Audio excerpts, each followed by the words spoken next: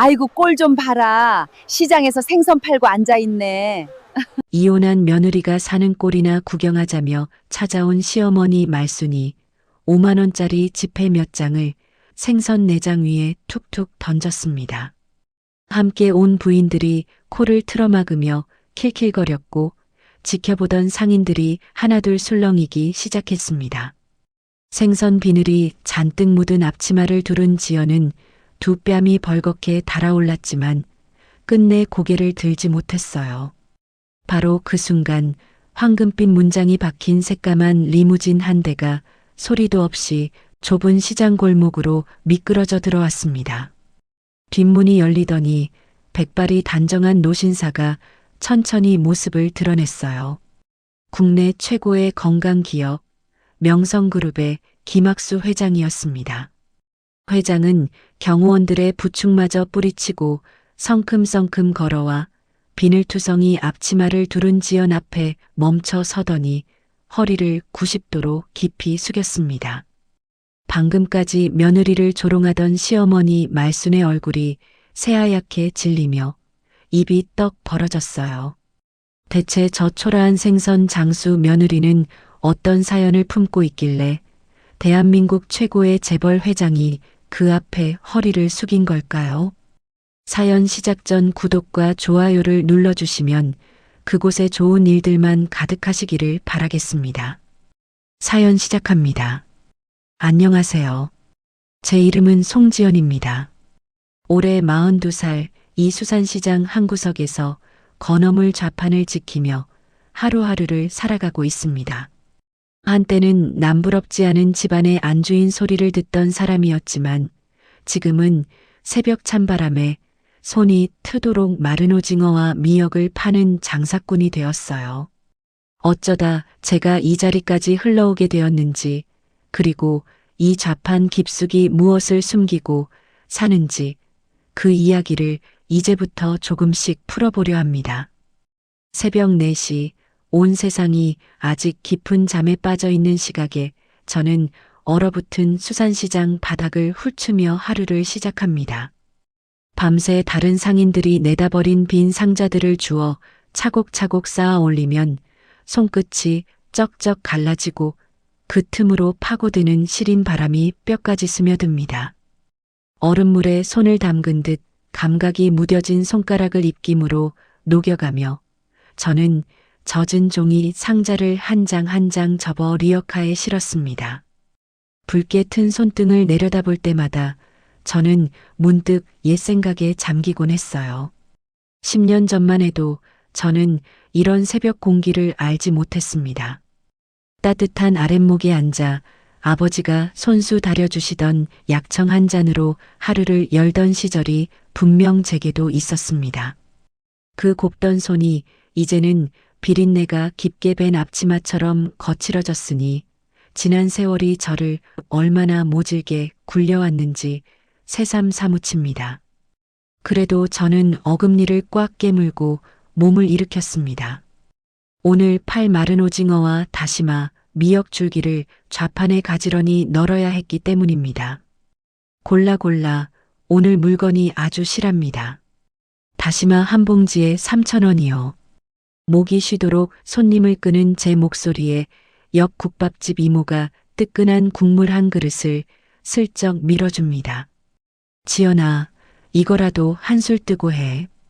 빈속에 찬바람 맞으면 몸 상한다니까. 이모는 꼭 이렇게 챙겨주셔. 이러다 이모가 저 때문에 남는 게 없겠어요. 남는 게 대수야. 젊은 사람이 이 고생을 하는 게 안쓰러워서 그러지. 얼른 먹어. 저는 콧등이 시큰해져 다음엔 제일 좋은 오징어로 골라드리겠다는 말을 속으로만 삼켰습니다. 야채가게 할머니도 지나가다 시래기 한 단을 덤으로 얹어주고 저는 마른 오징어 2마리로 그 마음을 갚습니다. 살을 애는 시장 바닥이지만 이 투박한 인정만은 저를 여태 버티게 해준 유일한 끈이었어요.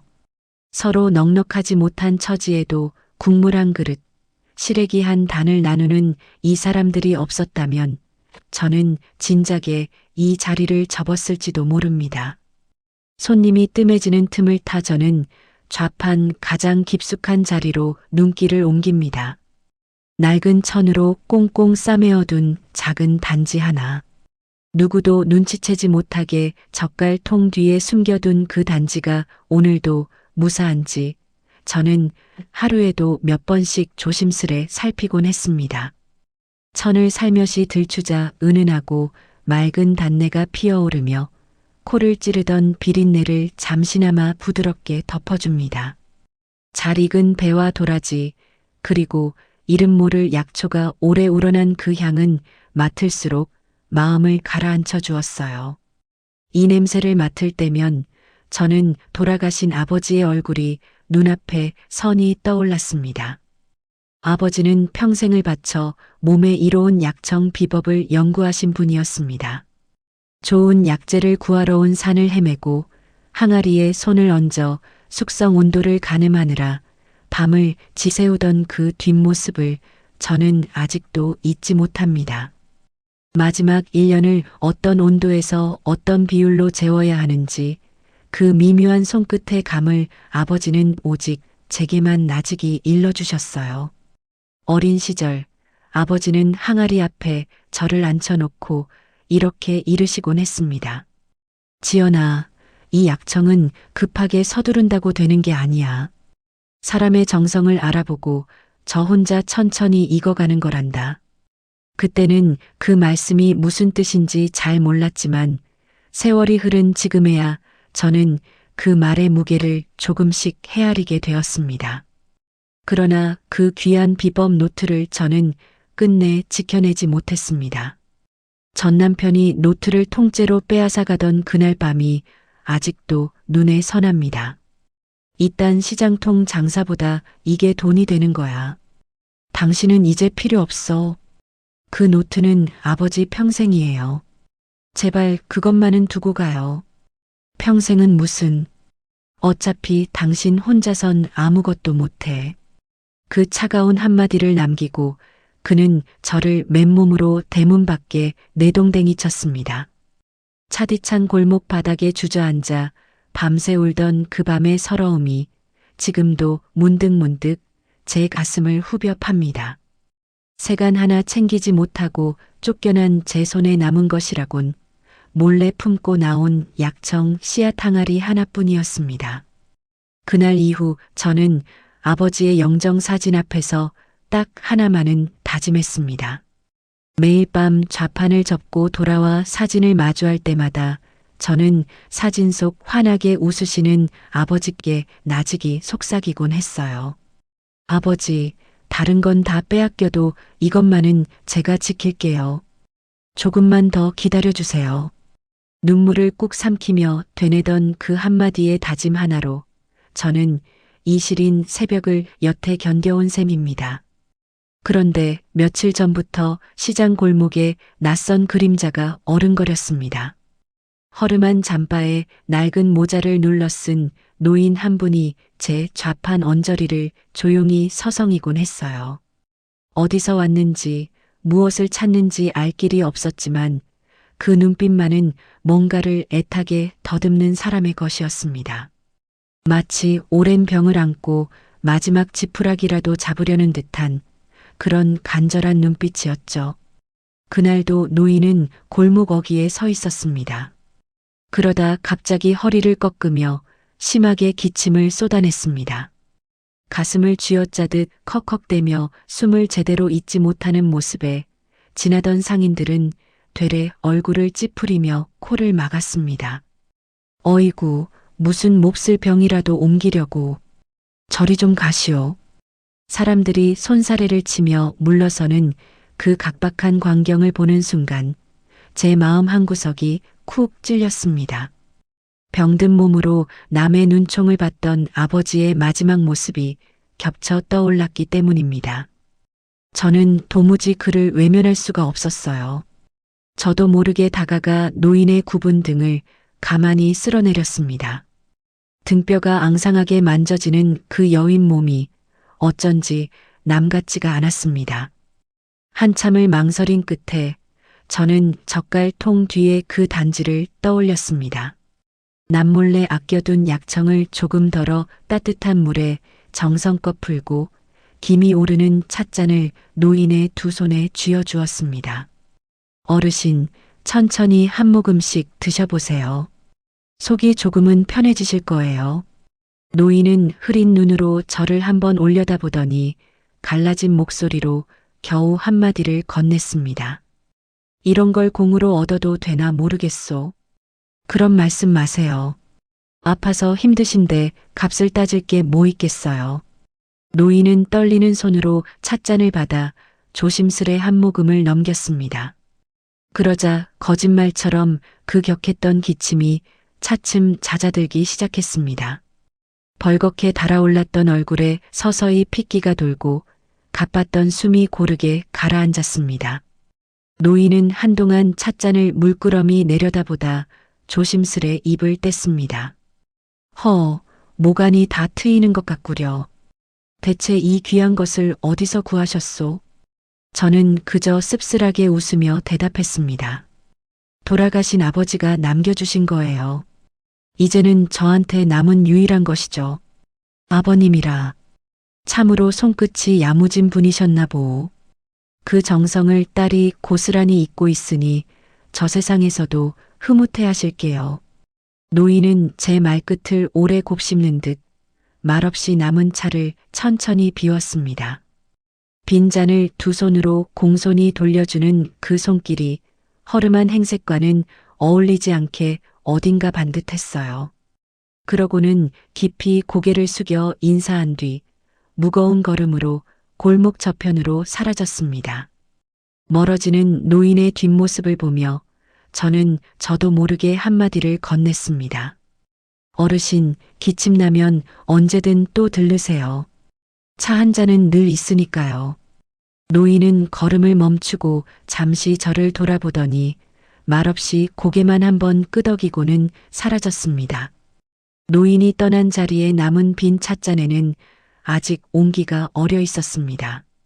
저는 그 온기를 손바닥으로 감싸쥐며 오랜만에 작은 위안을 느꼈어요. 남에게 짓밟히고 빼앗기기만 하던 제가 오늘만은 누군가에게 조그만 도움이 되었다는 사실이 이상하게도 제 마음을 데워주었습니다. 아버지가 늘 하시던 말씀이 문득 귓가에 맴돌았습니다. 약은 사람을 살리려고 있는 것이지 돈을 벌려고 있는 게 아니라던 그 목소리 말입니다. 이 작디작은 선행이 앞으로 제 인생을 얼마나 송두리째 뒤흔들어 놓을지 그때의 저는 꿈에도 알지 못했습니다. 그저 다시 매섭게 불어오는 시장의 칼바람 속으로 저는 말없이 고개를 숙이며 좌판의 물건들을 다시 여몄습니다. 그날은 유난히 손님이 없어 저는 늦은 점심을 뜨러 국밥집 이모네로 들어갔습니다. 온몸을 녹이며 뜨끈한 국물을 한술 떴는데 식당 구석에 놓인 낡은 텔레비전에서 익숙한 목소리 하나가 귓가를 스쳤습니다. 숟가락을 든 채 무심코 고개를 든 저는 그대로 온몸이 얼어붙고 말았습니다. 화면 속에는 말끔한 양복을 차려입은 남자가 앉아 있었습니다. 아래쪽 자막에는 전통 발효 건강음료 대표라는 글자가 큼직하게 박혀 있었어요. 전 남편 민우였습니다.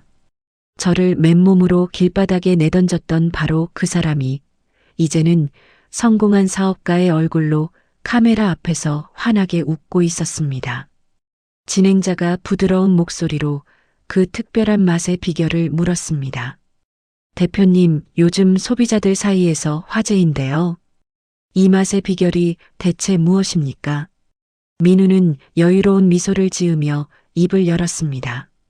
돌아가신 장인어른의 뜻을 이어받아 제가 직접 오랜 연구 끝에 홀로 완성한 저희만의 비법입니다.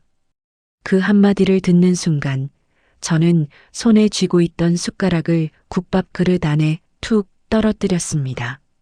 아버지가 평생을 바친 그 비법을 훔쳐놓고도 제 것인 양 떠벌리는 뻔뻔한 낯짝에 온몸의 피가 거꾸로 솟는 듯 했습니다. 억울함이 목구멍까지 차올라 저는 숨조차 제대로 쉴 수가 없었어요. 화면 속 그의 웃는 입꼬리가 마치 저를 비웃는 것처럼 일그러져 보였습니다. 지연아, 저 사람 혹시 내 그 사람 아니니? 얼굴이 어째 낯이 익다. 이모가 조심스레 제 눈치를 살폈지만 저는 대답할 겨를이 없었습니다.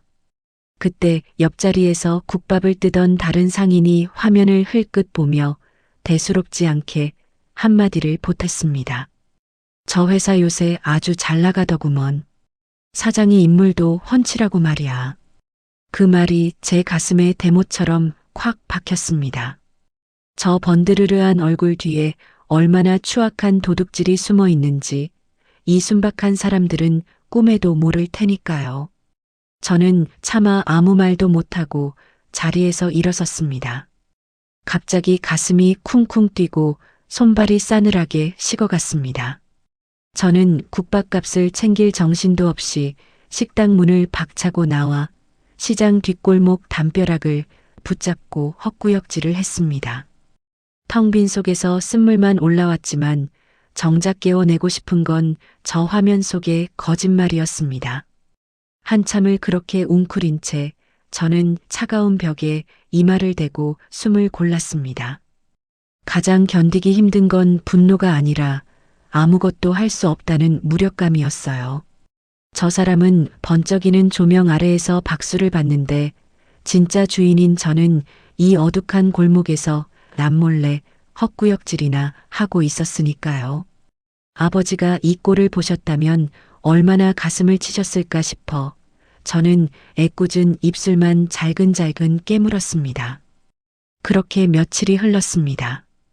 그날도 좌판을 지키고 있는데 시장 어귀에 반질반질 윤이 나는 검은 승용차 한 대가 들어섰습니다. 이 비좁은 시장 골목에는 도무지 어울리지 않는 차였어요. 상인들 사이에서 수군거리는 소리가 잔물결처럼 번졌습니다. 돈 많은 사모님이 여기 재개발 부지 보러 왔다더라. 저런 양반이 이 비린내 나는 데를 뭐하러 와. 저는 별 생각 없이 다시 오징어를 손질하려다 골목 모퉁이를 돌아 나오는 한 사람의 뒷모습에 그만 심장이 철렁 내려앉았습니다. 번쩍이는 모피 코트에 목과 손가락마다 요란한 금붙이를 두른 그 자태. 잊으려야 잊을 수 없는 사람, 시어머니 말순이었습니다. 옛 기억이 순식간에 저를 덮쳤습니다. 저를 몸종처럼 부리며 아침부터 밤까지 들볶던 사람. 결혼 첫 해부터 저를 앉혀놓고 쏘아붙이던 그 목소리가 아직도 귓가에 쟁쟁했습니다. 내까짓게 우리 집안에 어울리기나 하니. 친정에서 배운 게 그 물장사밖에 더 있어. 아들이 며느리의 비법을 가로채는 걸 뻔히 알면서도 눈 감아주고 오히려 저를 문 밖으로 떠밀던 사람이 바로 말순이었습니다. 그 사람이 지금 이 시장 한복판에 나타난 겁니다. 말순은 좌판들을 하나하나 훑어보며 무언가를 캐묻고 다녔습니다. 이윽고 야채가게 할머니에게 다가가 나직이 묻는 소리가 바람을 타고 제 귀에 꽂혔습니다. 저기 이 시장에서 건어물 하는 젊은 여자 좌판이 어디요? 건어물 파는 데야 한둘이 아닌데 누구를 찾으시는지요? 할머니가 심드렁하게 대묻자 말수는 목소리를 한층 낮추며 말했습니다. 왜 있잖오. 예전엔 큰 회사 안주인이었다가 쫄딱 망해서 이런 데서 생선이나 파는 여자 말이요. 그 말에 제 가슴이 철렁 내려앉았습니다. 말수는 이미 제가 이 시장에 있다는 걸 알고 찾아온 것이었어요. 다행히 할머니는 저를 지켜주려는 듯 시치미를 뚝 뗐습니다. 글쎄요, 그런 사람은 여기 없는데요. 저는 마른 오징어 괴짝 뒤에 몸을 웅크린 채 속으로 애타게 빌었습니다. 제발 나를 못 보고 그냥 지나가라. 제발. 말순이 캐묻던 걸음을 거두어 골목 저편으로 사라지고 나서야 저는 이 모든 것이 결코 우연이 아님을 뼈저리게 실감했습니다. 온몸이 사시나무처럼 떨렸고 당장이라도 좌판을 버리고 달아나고 싶었습니다. 그러나 저는 발을 뗄 수가 없었어요.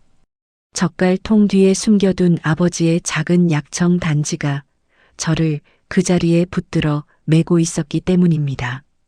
심장이 어찌나 크게 뛰던지 그 소리가 온 시장에 울려 퍼질 것만 같았습니다. 등줄기로 식은땀이 주르륵 흘렀고 저는 한참이 지나서야 겨우 참았던 숨을 길게 토해냈지만 등에 밴 땀은 좀처럼 식지 않았습니다.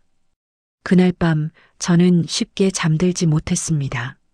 어두운 방 안에서 휴대폰을 켜고 떨리는 손으로 민우의 회사를 검색해 보았습니다. 번듯한 홈페이지에는 커다란 공장 사진과 수십 가지 제품이 화려하게 걸려 있었어요. 전국 곳곳의 대형 매장에 제품이 깔렸다는 소식과 유명 인사가 광고 모델로 나선 사진까지 줄줄이 이어졌습니다. 맨몸으로 쫓겨나 젖은 종이 상자나 줍던 저와 저렇게 거대한 성을 쌓아 올린 그를 견주자니 온몸에서 기운이 쭉 빠졌습니다. 손끝이 저릿하게 아려왔어요. 그런데 화면을 넘기다 소비자 게시판 구석에서 저는 뜻밖의 글들을 발견했습니다. 끝맛이 이상하게 시큼해요. 마시고 나면 속이 쓰려서 못 먹겠네요. 처음엔 좋았는데 갈수록 뒷맛이 텁텁해집니다. 조용히 그러나 꾸준히 늘어가는 불만의 글들이었습니다. 낮에 이모가 제 손을 붙잡고 나직이 건네던 말이 문득 다시 떠올랐어요. 지연아, 무슨 일인지 몰라도 몸 조심해라. 요새 시장에 이상한 사람들이 자꾸 얼씬거려. 그 순간 제 머릿속을 번개처럼 스치는 생각이 있었습니다. 민우가 훔쳐간 아버지의 노트에는 정작 가장 중요한 대목이 빠져 있었습니다. 마지막 1년을 어떤 온도에서 어떤 비율로 재우는지 그 마무리 발효의 비밀만은 아버지가 오직 제 머릿속에만 남겨두셨으니까요. 그제야 모든 그림이 또렷하게 맞아떨어졌습니다. 그들은 완벽한 맛을 끝내 되살리지 못해 애를 태우고 있었고 그 빠진 마지막 비밀을 찾으려 저를 뒤쫓고 있었던 겁니다. 말순이 시장을 헤집고 다닌 것도 결국 그 하나 때문이었습니다. 그 사실을 깨닫자 온몸을 짓누르던 두려움이 거짓말처럼 거쳤습니다. 그 자리를 대신 채운 건 아버지의 마지막 유산만은 결코 내어줄 수 없다는 서슬 펄어놓기였어요. 문득 병상에 계시던 아버지가 제 손을 꼭 쥐고 남기신 마지막 당부가 귓가에 되살아났습니다. 지연아, 마지막 1년의 이 비밀만은 절대 종이에 적지 마라. 오직 내 마음에만 담아두어야 하는 거란다. 그때는 그 말씀이 그저 노인의 걱정인 줄로만 알았는데 이제 와보니 아버지는 이런 날이 올 것을 미리 내다보고 계셨던 겁니다. 저는 어두운 방 안에 홀로 앉아 아버지가 나직이 일러주시던 그 온도와 비율을 처음부터 끝까지 몇 번이고 되새겼습니다. 한 자락도 흐트러지지 않도록 마음 깊은 곳에 다시 한번 또렷하게 새겨 넣었어요. 아버지, 저들이 아무리 쫓아와도 이것만은 절대 못 가져가요. 제가 목숨을 걸고서라도 지킬게요. 낮은 목소리로 그렇게 되뇌며 저는 곧 들이닥칠 폭풍을 향해 마음을 단단히 여몄습니다. 창밖으로는 시린 겨울바람이 밤새도록 울고 있었지만 제 안에서는 오래 꺼져 있던 불씨 하나가 천천히 되살아나고 있었습니다. 그 작은 불씨가 훗날 얼마나 큰 불길이 되어 저들을 태울지 그날 밤에 저는 아직 알지 못했습니다. 며칠 전부터 제 좌판 주변에 낯선 사내들이 어른거리기 시작했습니다. 하나같이 덩치가 산처럼 크고 인상이 험악한 자들이었어요. 물건을 살 것도 아니면서 몇 시간이고 근처를 맴돌았고 담배를 문 채 제 손끝 하나하나를 눈으로 쫓았습니다. 민우가 저를 찾아내려 풀어놓은 사람들이라는 걸 저는 대번에 알아챘습니다. 그들은 여러 날에 걸쳐 저를 감시했습니다. 제가 언제 좌판을 열고 언제 닫는지, 어디로 밥을 먹으러 가는지 하나하나 적어가는 눈치였어요.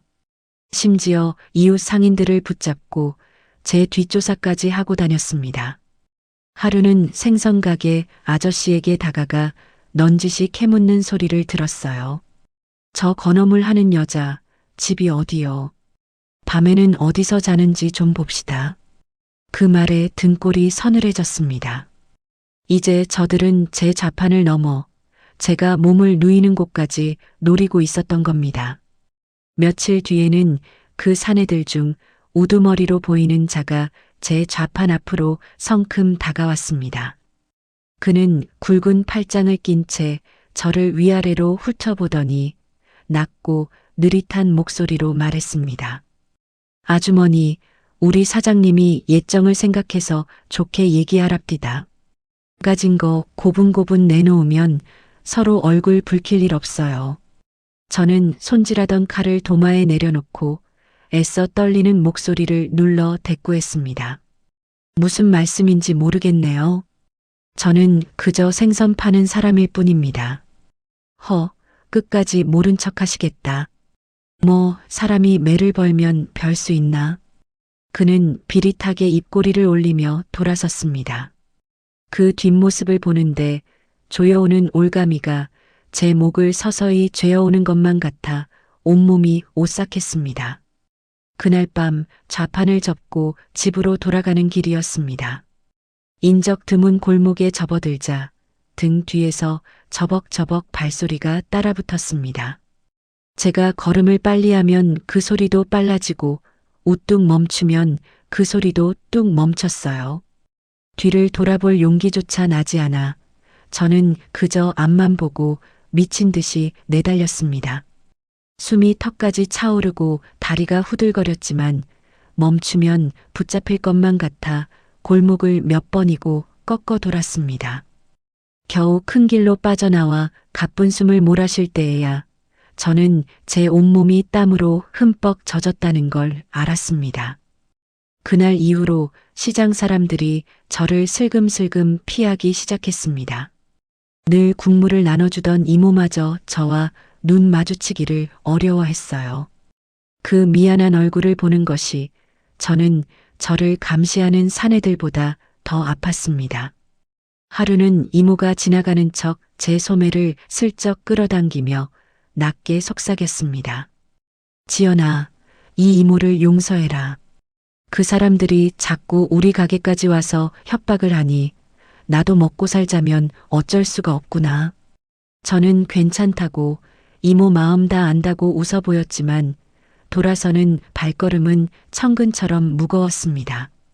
저를 지탱해 주던 이 시장의 온기마저 하나둘 꺼져가니 세상에 저 혼자 덩그러니 남은 기분이었어요.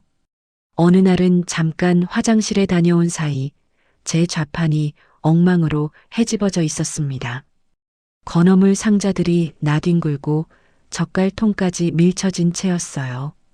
다행히 그 뒤에 숨긴 작은 단지는 무사했지만 저들이 아버지의 노트나 남은 단서를 찾으려 이 잡듯 뒤진 게 분명했습니다. 그 순간 저는 등줄기가 오싹해지며 한 가지 사실을 깨달았습니다. 아버지가 평생을 길러온 진짜 씨앗 항아리, 그본 항아리를 제 단칸방에 모셔둔 것이 이제는 결코 안전하지 않다는 것을요.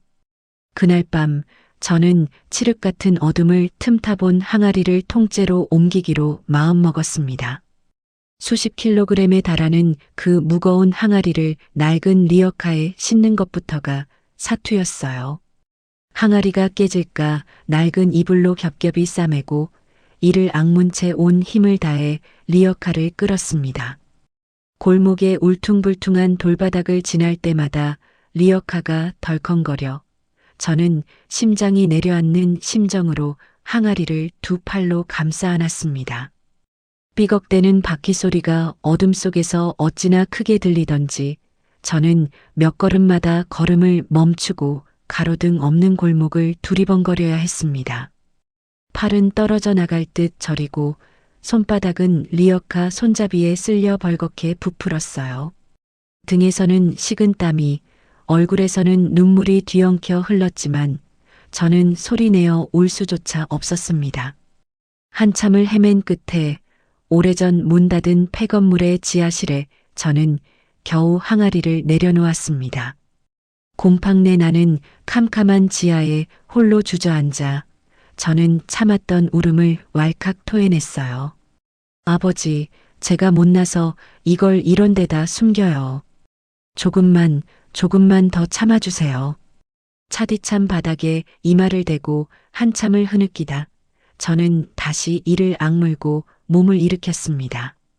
그러나 다음 날 새벽 저는 그 어두운 지하실로 다시 내려갔습니다.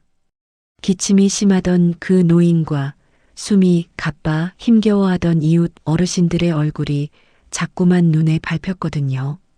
저는 본 항아리에서 딱 하루치 분량만 조심스레 작은 단지에 덜어냈습니다.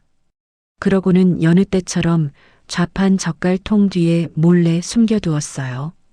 이 지경이 되어서도 남을 챙기는 제 자신이 미련한가 싶으면서도 아버지라면 그리하셨을 거란 생각에 마음만은 이상하게 편안해졌습니다.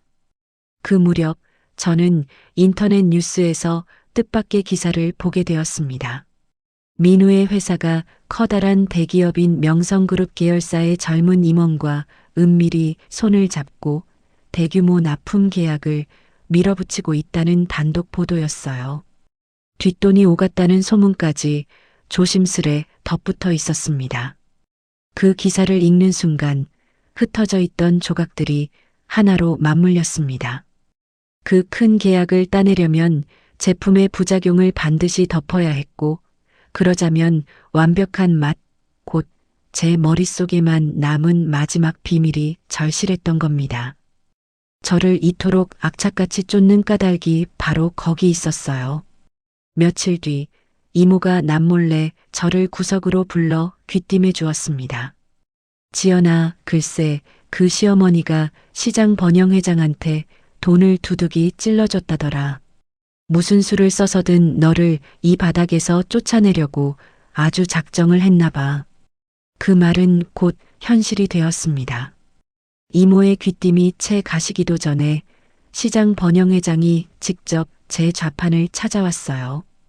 그는 영 껄끄러운 얼굴로 헛기침을 하더니 제 눈을 슬슬 피하며 입을 뗐습니다. 송씨, 미안하게 됐네. 이번 달까지만 하고 이 자리 좀 비워주게. 위에서 하도 말이 많아서 나도 어쩔 도리가 없어. 회장님, 제가 이 자리에서 몇 해를 이 악물고 버텨왔는데 갑자기 나가라니요. 이유라도 알려주셔야죠. 그는 대답 대신 뒷머리만 벅벅 극적이다 도망치듯 자리를 떴습니다. 누구의 입김이 그의 등을 떠밀었는지 저는 굳이 묻지 않아도 훤히 알 수 있었어요. 며칠 사이 저를 둘러싼 포위망이 이렇게 한 겹 한 겹 촘촘해지고 있었습니다. 그러나 그것이 끝이 아니었습니다. 이튿날 아침 구청 위생과에서 느닷없이 단속이 들이닥쳤습니다. 늘 정갈하게 손질하던 제 건어물을 그들은 위생 상태가 엉망이라며 트집을 잡았어요. 두 사내가 커다란 자루를 펼치며 제 물건을 쓸어 담기 시작했습니다. 이 물건들 전부 규정 위반입니다. 오늘자로 압수하겠습니다. 규정이라니요. 제 물건은 매일 아침 깨끗이 손질한 것들이에요. 대체 어디가 문제라는 겁니까? 제가 서류를 보여달라 매달렸지만 그들은 들은 척도 하지 않았습니다. 자세한 건 구청 나와서 따지시고요. 일단 오늘은 다 수거해 갑니다. 저는 그들 앞을 가로막고 바닥에 털썩 주저앉아 통곡했습니다. 이게 제 전부예요. 이것마저 가져가시면 저는 정말 죽어요. 제발 이것만은요. 그러나 제 절규는 아무 힘도 없었습니다. 뻔히 누군가의 사주를 받고 나온 그들에게 맨주먹뿐인 저의 눈물 따위는 그저 성가신 소음일 뿐이었어요. 진열대가 헝클어지고 마른 오징어가 흙바닥에 나뒹구는 광경을 보며 저는 법과 돈이라는 거대한 힘 앞에서 한없이 작아지는 제 자신을 느꼈습니다. 이 모든 짓의 배후에 전 남편과 시어머니가 있다는 걸 알면서도 저는 손가락 하나 마주 뻗을 힘이 없었습니다. 바닥에 주저앉은 채 저는 흙과 눈물로 범벅이 된 얼굴을 들었습니다. 그런데 이상하게도 밑바닥까지 짓밟히고 나니 도리어 마음 한구석이 서늘하게 가라앉았어요. 저들이 이렇게까지 저를 옥죄고 짓누른다는 것은 그만큼 저들의 사정이 절박하다는 반증이었으니까요. 제가 쥔 그 마지막 비밀 하나가 저 거대한 성을 무너뜨릴 유일한 열쇠라는 뜻이기도 했습니다. 저는 흩어진 오징어를 한 마리 한 마리 주워 담기 시작했습니다. 그때 저만 치서 눈치를 보던 야채가게 할머니가 슬그머니 다가와 말없이 제 곁에 쪼그려 앉아 함께 오징어를 주워 주었습니다. 그러고는 아무도 듣지 못하게 제 귀에 대고 속삭였어요. 지연아, 기죽지 마라. 저것들이 저렇게 기를 쓰고 덤비는 게 다 너한테 뭔가 캥기는 게 있어서 그런 거다. 그 짧은 한마디에 얼어붙었던 제 마음이 조금씩 녹아내렸습니다. 세상이 다 등을 돌린 것 같아도 이렇게 손 내밀어주는 사람이 아직 남아 있었어요. 저는 흙 묻은 손으로 할머니의 거친 손을 꼭 마주 잡았습니다. 집으로 돌아온 밤 저는 아버지의 영정사진을 오래도록 바라보다 낮게 다짐했습니다. 아버지, 저 절대 안 무너져요. 이 진흙탕에서 끝까지 버텨서 아버지 이름 꼭 되찾을게요. 그 말을 입 밖에 내고 나니 이상하게도 두려움 대신 서늘한 각오가 온몸에 차올랐습니다. 저를 옥죄어오는 저 촘촘한 포위망이 도리어 저들의 조급함을 낱낱이 드러내고 있었으니까요. 저는 그 밤 다가올 더 큰 폭풍을 향해 조용히 이를 갈았습니다. 토요일 오후 시장이 한 주 중 가장 북적이는 시간이었습니다. 사람들 어깨가 서로 부딪힐 만큼 붐비던 그 골목에 난데없이 요란한 배기음이 울려 퍼졌습니다.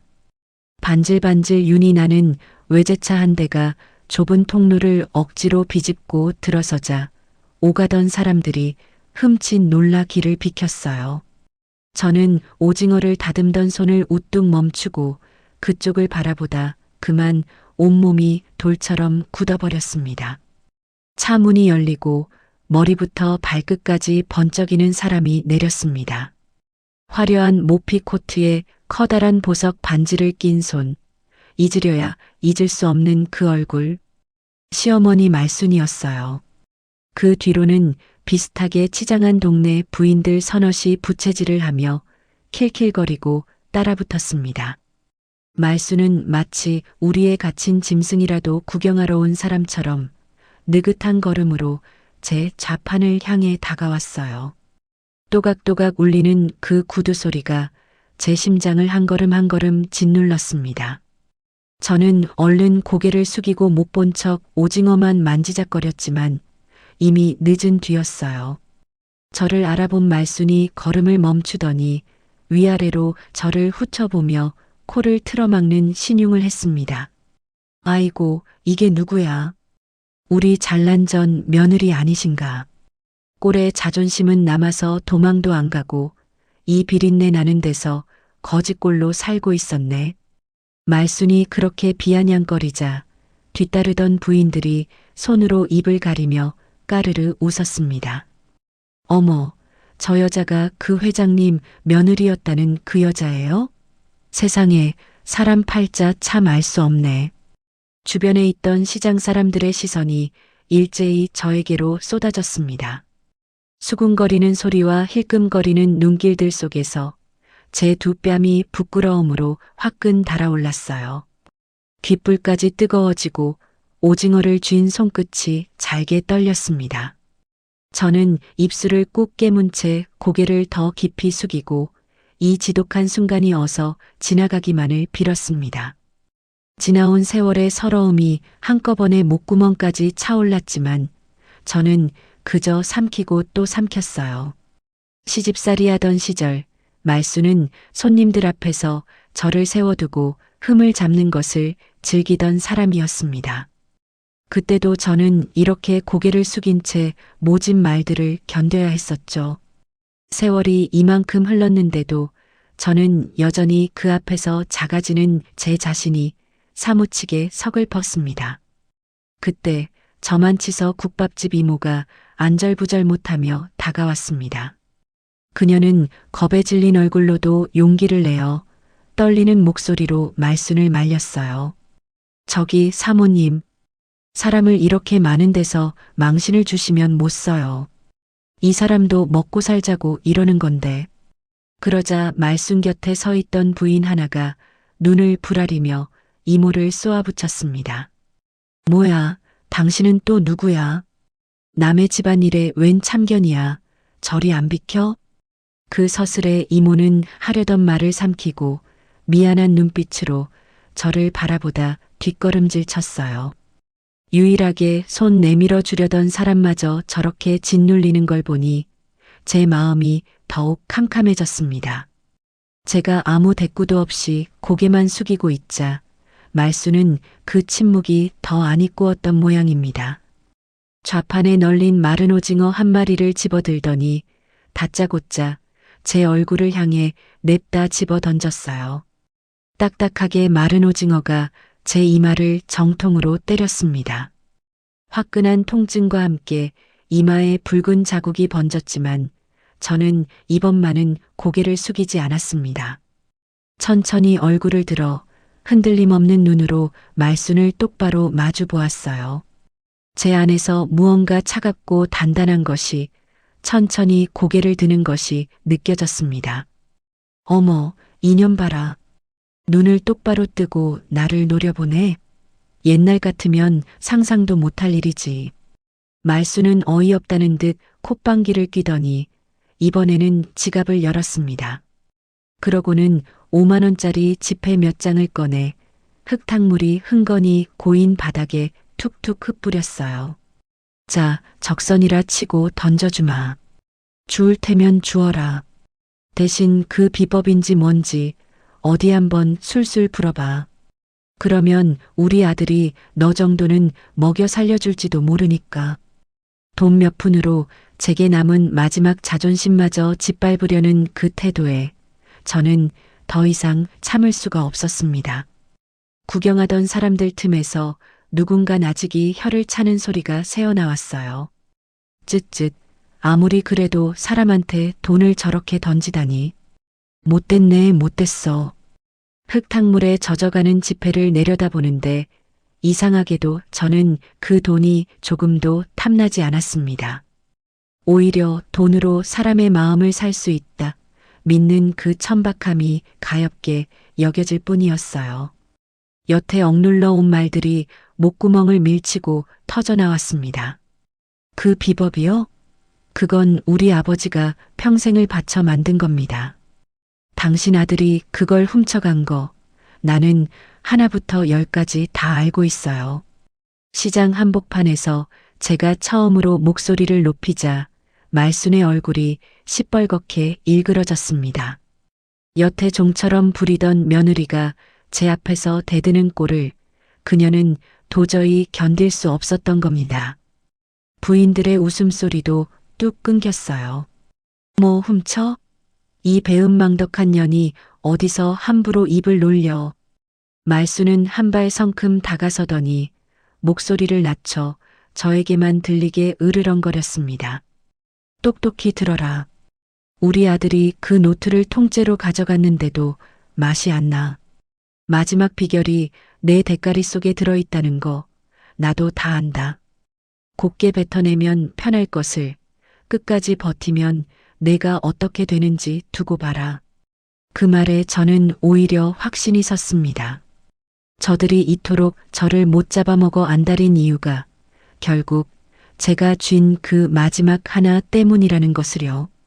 두려움과 오기가 뒤섞인 채 저는 그녀의 눈을 피하지 않았어요. 말수는 제가 끝내 굽히지 않자 악에 받쳐 제 좌판을 마구잡이로 뒤엎기 시작했습니다. 건어물 상자가 쿵쿵 넘어가고 다시마와 미역줄기가 흙탕물 바닥으로 우수수 쏟아졌습니다. 새벽부터 손이 곱도록 손질해둔 하루치 물건들이 순식간에 진창이 되어 나뒹구는 그 참담한 광경에 제 가슴이 갈기갈기 찢기는 듯 했어요. 저는 쏟아지는 물건을 붙잡으려 허둥댔지만 광기에 사로잡힌 그녀를 막을 도리가 없었습니다.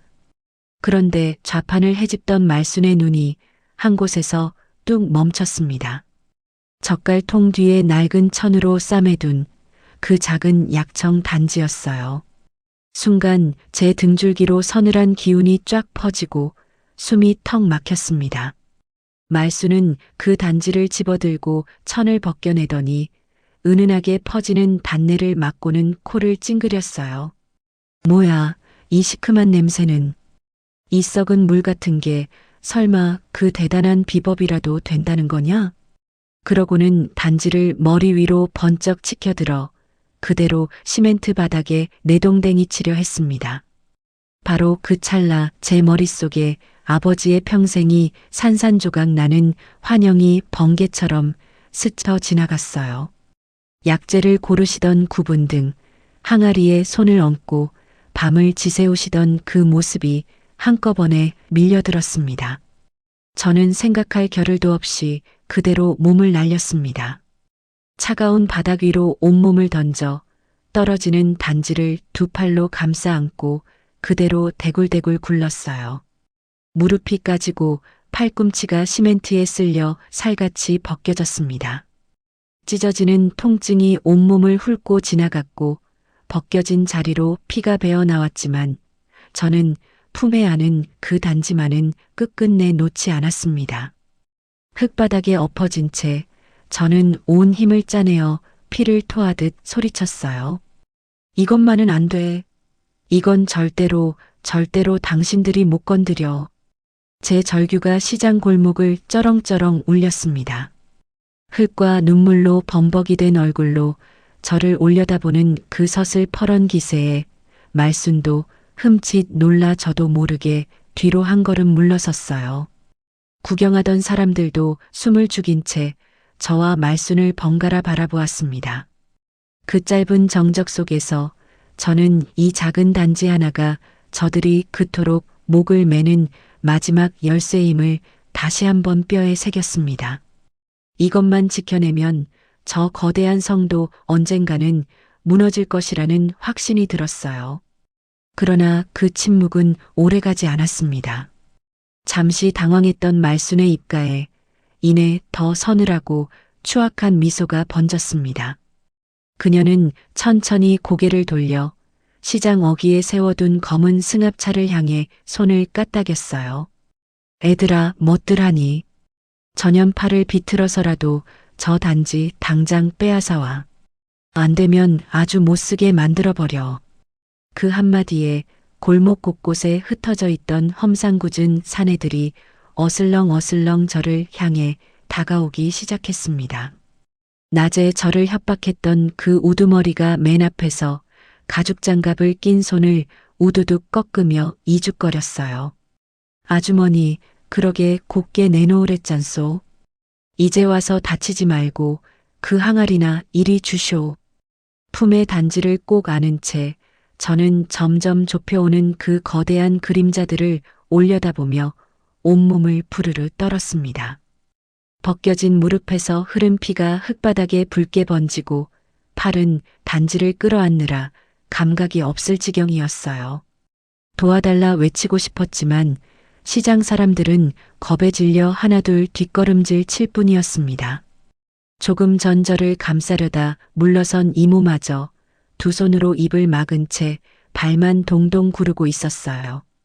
저는 단지를 아는 두 팔에 마지막 힘을 끌어모으며 속으로 아버지를 애타게 불렀습니다. 살같이 찢기고 뼈가 부러지는 한이 있어도 이것만은 절대 내줄 수 없다고 이를 악물었어요. 그러나 대여섯이나 되는 장정들을 맨몸으로 당해낼 재간이 제게는 없었습니다. 사내들의 두꺼운 손이 제 어깨와 팔을 우악스럽게 붙잡아 오는 순간 저는 눈을 질끈 감았습니다. 이제 정말로 제가 몸을 피할 곳은 이 넓은 시장 어디에도 남아있지 않았습니다. 말순의 손짓이 떨어지기 무섭게 골목에 잠복해 있던 덩치 큰 사내들 대여섯이 순식간에 저를 겹겹이 에워쌌습니다. 시커먼 그림자들이 하늘을 가리듯 저를 내려다보자 대낮인데도 사방이 캄캄해지는 것만 같았어요. 저는 진창에 주저앉은 채 품에 안은 단지를 더욱 깊이 끌어안았습니다. 낮에 저를 협박했던 그 우두머리가 앞으로 나서며 가죽장갑 낀 손으로 제 어깨를 툭툭 쳤습니다. 거봐, 곱게 내놓으랬잖아. 사람이 말로 할 때 들었어야지. 이제 와서 울고 불고 해도 소용없어. 그 낮고 서늘한 목소리에 저는 온몸의 털이 곤두서는 것을 느꼈어요. 하지만 저는 겁먹은 티를 내지 않으려 어금니를 꽉 물었습니다. 여기서 무너지면 정말로 모든 게 끝이라는 걸 알았으니까요. 겁에 질린 시장 사람들이 썰물처럼 뒷걸음질을 쳤습니다. 방금 전까지 흥정을 하고 웃음을 나누던 그 정겨운 골목이 순식간에 얼어붙은 듯 조용해졌어요. 조금 전 저를 감싸려다 물러섰던 국밥집 이모가 그래도 차마 저를 두고 갈 수 없었는지 다시 다가오려 했습니다. 아니, 이 사람들아. 사람을 이렇게 패면 어떡해. 그만들 좀 둬요. 그러나 이모의 외침이 끝나기도 전에 험상궂은 사내 하나가 팔을 휘둘러 이모를 거칠게 밀쳐냈어요. 이모는 그대로 좌판 모서리에 부딪혀 바닥에 나뒹굴었고 늙은 무릎을 감싸주며 신음했습니다. 저를 위해 마지막까지 애쓰던 그 여린 사람마저 저렇게 쓰러지는 걸 보니 제 안에서 무언가 와르르 무너져 내렸어요. 저를 지탱해주던 이 작은 세상마저 눈앞에서 완전히 짓밟히는 광경에 저는 온몸이 갈갈이 찢기는 죄책감과 절망에 사로잡혔습니다. 저 하나 때문에 죄 없는 이웃까지 다치는구나 싶어 차라리 제가 대신 맞고 싶은 심정이었어요. 이윽고 용역 대장이 성큼 다가와 제 목덜미를 우악스럽게 움켜쥐고 저를 강제로 일으켜 세웠습니다. 발끝이 땅에서 들릴 만큼 거친 소나기에 숨이 컥 막혔어요. 그는 다른 손으로 제 품을 파고들며 단지를 잡아채려 했습니다. 곱게 말할 때 내놓으라니까. 어디서 끝까지 고집이야. 이거 나요. 차라리 나를 죽여요. 이건 절대 못 줍니다. 저는 그 억센 힘에 팔이 부서질 듯 했지만 단지를 감싼 두 팔만은 죽어도 풀지 않았습니다. 온몸의 뼈마디가 비명을 지르는 것 같았어도 이것을 놓으면 아버지의 평생이 끝장난다는 생각 하나로 이를 악물고 버텼어요. 사내가 제 팔을 억지로 벌리려 할수록 저는 몸을 잔뜩 웅크려 단지를 배 밑으로 감춰 넣었습니다. 손끝이 까지고 피가 맺히도록 단지를 부여잡았지만 저는 아픈 줄도 몰랐어요. 제가 끝끝내 팔을 풀지 않자 사내는 짜증이 났는지 저를 다시 진창에 내동댕이 쳤습니다. 그 꼴을 지켜보던 말순이 하이힐을 또각거리며 다가와 사정없이 제 뺨을 후려쳤습니다. 눈앞에 하얀 불꽃이 번쩍 튀고 귓속이 멍하니 울렸어요. 내까짓게 아무리 발버둥 쳐봐야 소용없어. 오늘부로 내가 이 바닥에서 숨도 제대로 못 쉬게 만들어주마. 어디 두고 봐. 물 한 모금 얻어 마실 데 없이 만들어줄 테니. 말수는 이어 제 머리채를 움켜쥐고 이리저리 흔들었습니다. 두피가 뜯겨나갈 듯한 통증에 저는 비명을 삼켰고 터진 입술 사이로 비릿한 피가 흘러내렸어요. 흙바닥에 얼굴이 처박히고 머리가 사방으로 휘둘리는 그 수치심 속에서도 저는 오직 품 안의 단지가 깨지지 않도록 몸을 웅크리는 데만 온 신경을 쏟았습니다. 사람들이 빙 둘러선 그 한복판에서 저는 짐승만도 못한 꼴로 끌려다니고 있었어요. 그런데 이상하게도 그 지독한 수모 속에서 제 마음 한구석은 오히려 차갑게 가라앉았습니다. 이렇게까지 하는 걸 보면 저들은 정말로 궁지에 몰려 있는 것이 분명했으니까요. 저는 피 흐르는 입으로 겨우겨우 말순을 향해 내뱉었습니다. 이렇게까지 하는 걸 보니 당신들 어지간히 급하긴 급했나 보네요. 겨우 이 단지 하나가 그렇게들 무섭습니까? 제 말에 말순의 얼굴이 시뻘겋게 달아올랐습니다. 인연이 아직도 정신을 못 차렸구나.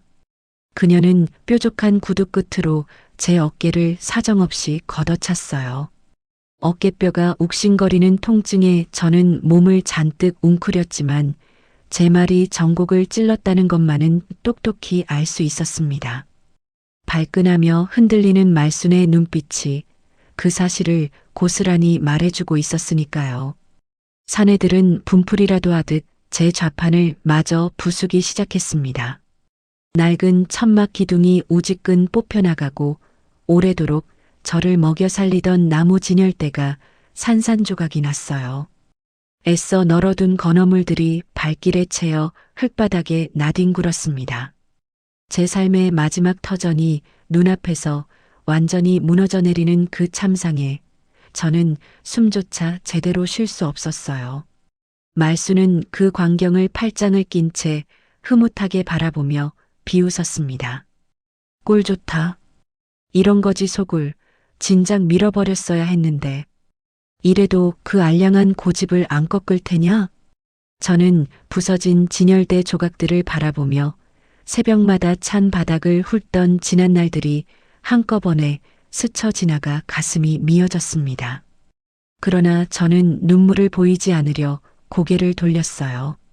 저 사람 앞에서 우는 모습만은 죽어도 보이고 싶지 않았습니다.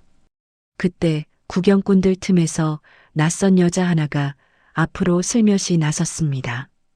값비싼 옷차림에 짙은 화장을 한 그 여자는 손에 든 휴대폰을 제게 겨눈 채 이 참혹한 광경을 촬영하고 있었어요.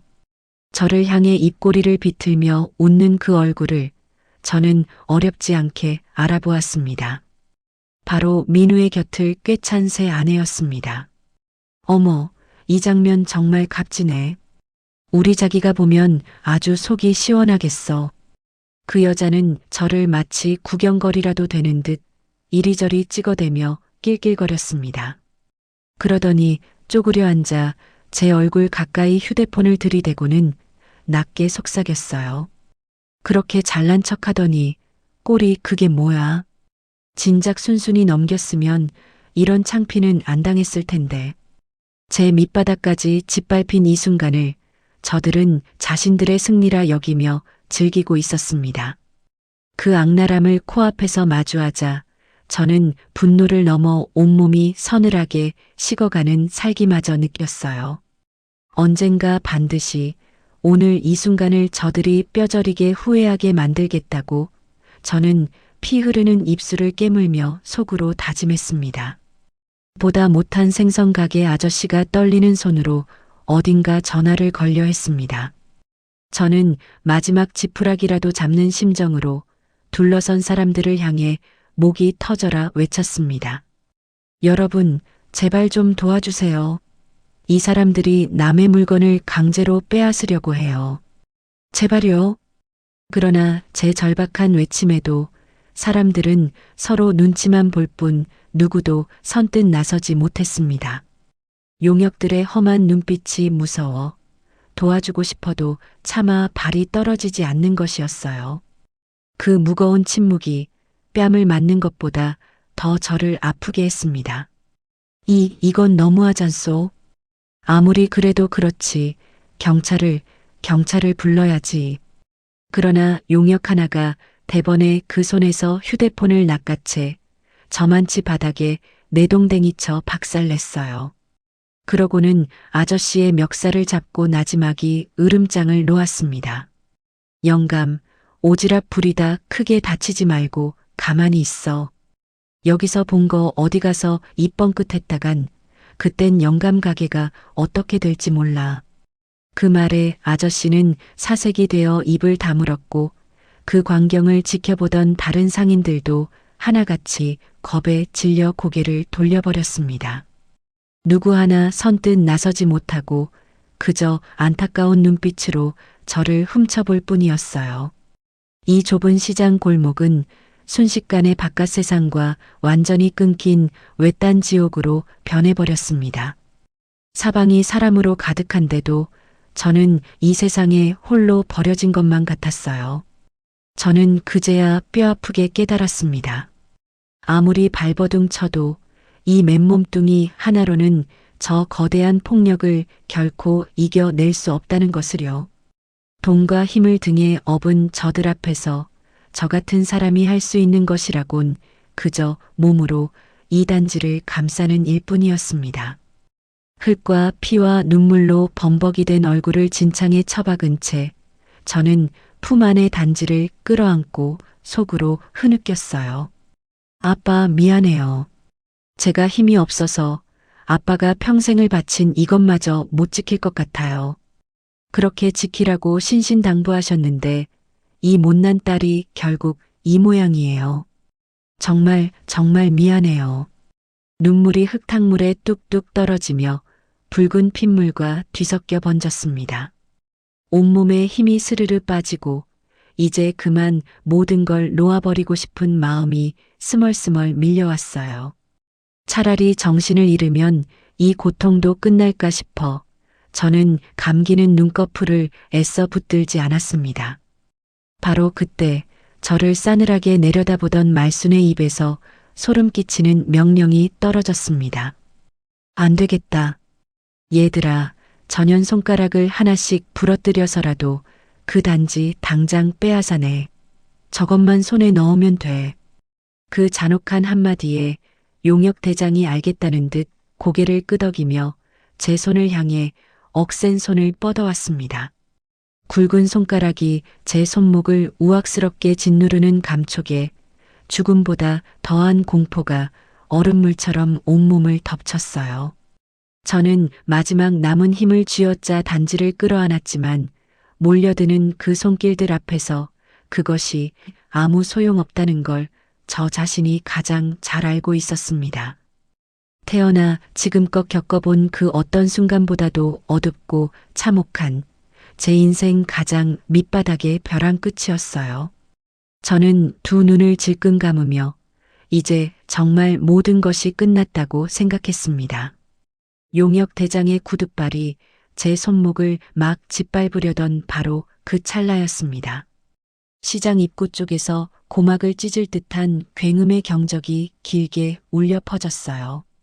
어찌나 크고 묵직했던지 그 소리 하나에 아수라장이던 골목이 일순간 멈칫했습니다. 저를 짓누르던 소나기의 힘도 저를 향해 뻗어오던 억센 손길들도 그대로 얼어붙었어요.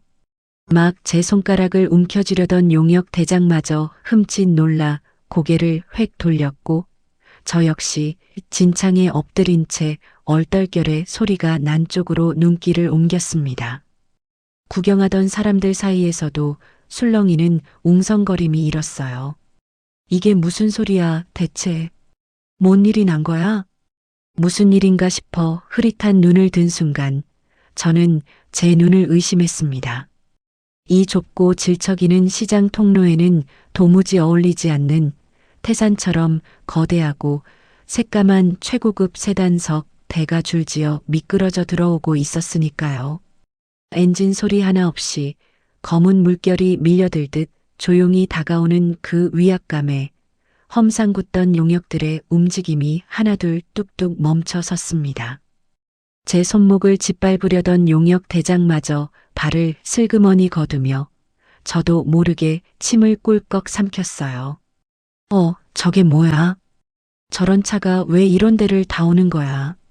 그의 목소리에는 방금 전까지의 기세등등함은 온데간데였고 정체 모를 두려움만 잔뜩 묻어 있었습니다. 말순과 그 곁에 서 있던 부인들도 영문을 몰라 허둥대며 길을 비켰어요. 조금 전까지 제 비명과 말순의 악다구니로 가득하던 시장 골목에 갑자기 찬물을 끼얹은 듯 무거운 정적이 내려앉았습니다. 사람들은 저마다 숨을 죽인 채 그 낯설고 거대한 차들을 멍하니 바라볼 뿐이었어요. 이윽고 세대의 차 문이 약속이라도 한 듯 동시에 열렸습니다. 그러자 귀에 무전기를 꽂고 빈틈없이 각 잡힌 검은 정장을 차려입은 사내들이 수십 명이나 쏟아져 나왔어요. 그들은 군더더기 하나 없는 절도 있는 몸놀림으로 순식간에 흩어지더니 저를 위협하던 용역들의 팔을 하나하나 비틀어 제압했습니다. 조금 전까지 저를 짓밟던 그 억센 사내들이 변변한 저항 한번 못해보고 맥없이 무릎을 꿇는 광경은 그 자체로 아찔했어요. 검은 정장들은 그러고는 말순 일당을 저와 제 좌판에서 멀찍이 밀어내고 저를 중심으로 완벽한 벽을 둘러쳤습니다. 바닥에 제압당한 용역 대장이 사색이 되어 더듬거렸어요. 우린 그냥 시키는 대로 했을 뿐입니다. 우리는 아무것도 몰라요. 그 당당하던 목소리가 새파랗게 질려 벌벌 떠는 걸 보며 저는 방금 전까지의 지옥이 거짓말처럼 뒤집히고 있음을 실감하기 시작했습니다. 그 틈에 말순 곁에 있던 부인들이 슬금슬금 자리를 뜨려 했어요. 그러나 검은 정장의 경호원들은 어느새 시장 골목의 양쪽 어귀까지 빈틈없이 막아선 뒤였습니다. 부인 하나가 사색이 되어 곁에 사람에게 소곤거렸어요. 예, 우리 이러다 괜히 엮이는 거 아니니. 어서 빠져나가자. 빠져나가긴 어딜 빠져나가. 저 사람들이 길목을 죄다 막아놨잖아. 이제는 그 누구도 이 골목을 함부로 벗어날 수 없었습니다. 조금 전까지 저를 가두었던 그 지옥의 벽이 이번에는 저들을 옴짝달싹 못하게 가두고 있었어요. 바닥에 쓰러진 채 그 비현실적인 광경을 올려다보며 저는 이것이 꿈인지 생시인지 도무지 분간할 수가 없었습니다. 조금 전까지 지옥의 밑바닥에 처박혀 있던 제가 갑자기 검은 정장을 입은 사람들의 보호를 받고 있다니요. 머릿속이 하얗게 비어 저는 그저 멍하니 눈만 깜빡였어요. 그때 경호원들 가운데 우두머리로 보이는 사람이 저에게로 다가왔습니다. 그는 지늘기 흥건한 바닥에 한쪽 무릎을 꿇더니 저를 향해 정중하게 두 손을 내밀었어요. 많이 놀라셨지요. 이제 안심하셔도 됩니다. 제가 부축해드리겠습니다. 그 조심스럽고 공손한 목소리에 저는 얼떨결에 그의 손을 잡고 몸을 일으켰습니다. 그는 제 옷에 잔뜩 묻은 진흙을 손수 털어주고 흐트러진 제 머리카락까지 조심스레 매만져 주었어요. 난생 처음 받아보는 그 극진한 대접에 저는 어리둥절해 겨우 입을 뗐습니다. 저기, 이게 다 무슨 일인가요? 저 같은 사람한테 왜 이렇게까지 잘해주시나요? 곧 저희가 모시는 분께서 직접 말씀하실 겁니다. 잠시만 기다려 주십시오. 경호원의 나지막하고 정중한 대답에 저는 더욱 영문을 알 수 없어 그저 눈만 끔뻑였어요. 상황이 어떻게 돌아가는지 파악하지 못한 말순이 그제야 정신을 차리고 꽥꽥 소리를 질렀습니다. 당신들 뭐야? 대체 누구 허락을 받고 남의 집안일에 함부로 끼어드는 거야? 그래도 아무 반응이 없자 말순은 목에 핏대를 세우며 더 악을 썼어요. 우리 아들이 누군 줄 알아? 잘못 건드렸다간 당신들 전부 큰 코 다칠 줄 알아. 그러나 검은 정장의 사내들은 말순 따위는 거들떠보지도 않았습니다. 오히려 그녀 앞을 가로막고 선 경호원 대장이 얼음장처럼 차가운 목소리로 딱 한마디를 던졌어요. 조용히 하십시오. 곧 저희 회장님께서 나오십니다. 그 서늘한 한마디에 아나무인이던 말순의 얼굴이 삽시간에 하얗게 질렸습니다. 회장이라는 단어가 무엇을 뜻하는지 그녀도 어렴풋이 짐작한 듯 했어요. 곁에 있던 부인들도 슬금슬금 말순의 등 뒤로 몸을 숨겼습니다. 바로 그 순간 한가운데 멈춰선 가장 크고 기품 있는 세단의 뒷문이 스르르 열리는 소리가 시장의 정적을 갈랐습니다. 모두의 시선이 일제히 그쪽으로 쏠렸어요. 누군가 낮게 탄성을 흘리며 옆 사람에게 속삭였습니다. 저기 저 어르신 딱 봐도 보통 분이 아니신데 대체 뉘신가? 반질반질 윤이 나는 수제 구두 한 켤레가 진흙바닥에 천천히 내려섰습니다. 이어 은빛 손잡이가 달린 지팡이를 짚으며 백발이 성성한 노신사가 위험 있는 몸짓으로 모습을 드러냈어요. 그 노신사가 천천히 고개를 드는 순간 저는 숨이 멎는 것만 같았습니다. 세상에, 그 얼굴은 제가 아는 얼굴이었어요. 며칠 전 심한 기침으로 골목에서 쫓겨나던 그 허름한 노인. 제가 남몰래 아껴둔 약청차를 따뜻하게 타서 건넸던 바로 그분이었습니다. 그날 등을 쓸어주며 안쓰러워하던 그 노인이 지금 제 눈앞에 이토록 다른 모습으로 서 있다는 사실이 도무지 믿기지 않았어요. 저도 모르게 마른 입술 사이로 떨리는 말이 새어나왔습니다. 어떻게, 그 어르신이 어떻게 여기에. 그런데 오늘의 그는 완전히 다른 사람이었습니다. 낡은 잠바 대신 몸에 꼭 맞는 최고급 맞춤 양복을 걸치고 있었고 흐리멍덩하던 눈빛은 온데간데 없었어요. 그 대신 그 자리에는 함부로 범접할 수 없는 위엄과 서슬이 가득 차 있었습니다. 한 걸음 한 걸음 지팡이를 내딛는 그 걸음걸이만으로도 주위의 공기가 무겁게 가라앉는 듯 했어요. 병색이 완연하던 얼굴에는 어느새 혈색이 돌아 며칠 전에 그 초라한 노인과 같은 사람이라고는 도저히 믿기 어려웠습니다. 그때 넋을 놓고 바라보던 사람들 틈에서 누군가 떨리는 목소리로 나직이 속삭이는 소리가 들려왔어요.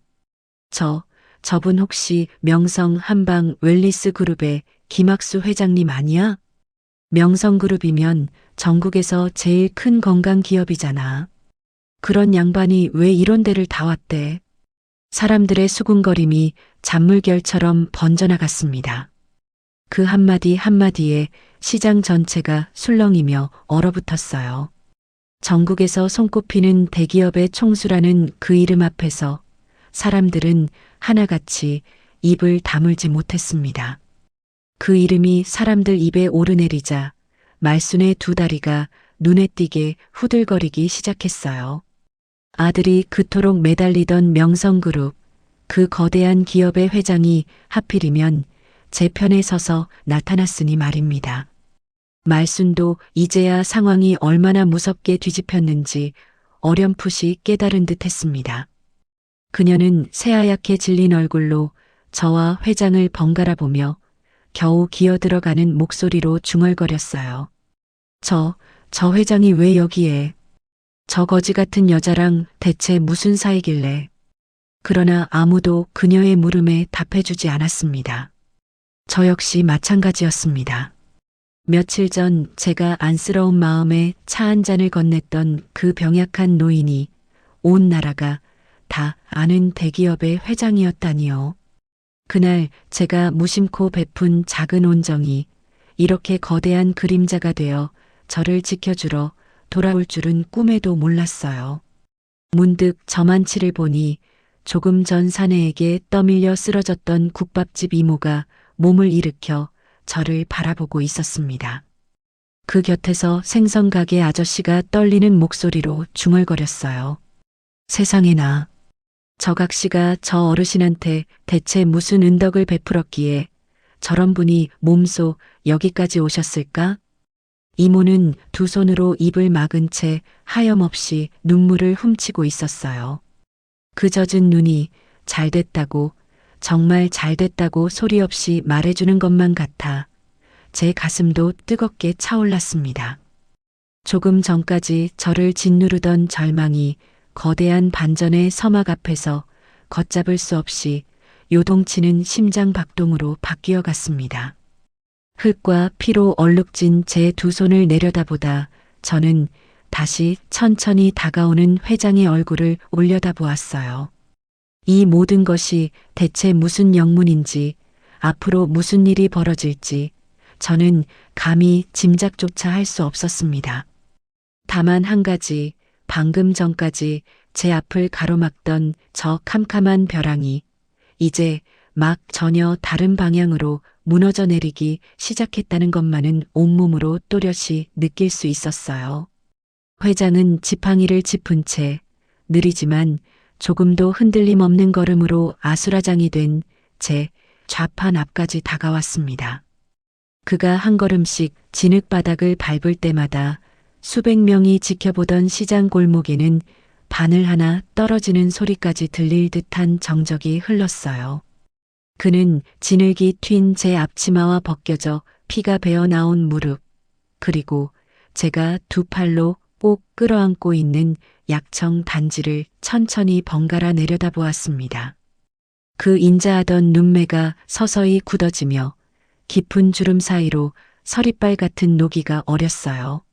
상처투성이가 된 저를 바라보는 그 눈빛에는 안타까움과 분노가 함께 서려 있었습니다. 여전히 상황 파악을 못한 말순이 그 틈을 놓칠세라 회장에게 쪼르르 다가가 허리를 굽실거렸어요. 어르신, 이거 다 오해십니다. 저 여자가 하도 사기를 치고 돌아다녀서 저희가 버릇 좀 고쳐주려던 참이었어요.